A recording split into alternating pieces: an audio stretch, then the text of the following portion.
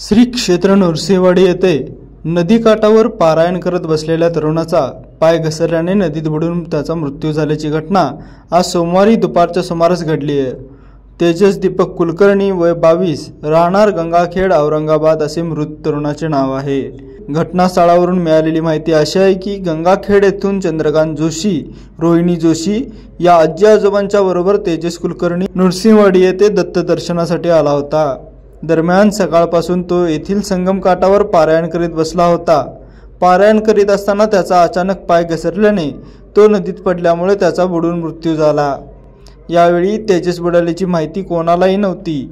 आजी आजोबा परिसरात त्यांचा शोध घेत होते। यावेळी वजीर रेस्क्यू फोर्सचे रऊफ पटेल आणि त्यांच्या टीमला ही बाब लक्षात आल्यानंतर त्यांनी नदीपात्रात शोधाशोध सुरू केली। यावेळी त्याचा मृतदेह नदीपात्रात आढळून आला। दरम्यान श्री क्षेत्र नृसिंहवाडी येथे दत्त दर्शनासाठी येणाऱ्या भाविकांच्या बुडण्याची संख्येत वाढ झाली असून महिन्याभरात ही चौथी घटना घडली आहे। संस्थानाच्या वतीने नदीकाठावर सुरक्षितेची कोणतीच उपाययोजना केली नसल्याने भाविकात नाराजीचा सूर उमटत आहे। लाईव्ह मराठीसाठी नृसिंहवाडीहून कुलदीप कुंभार।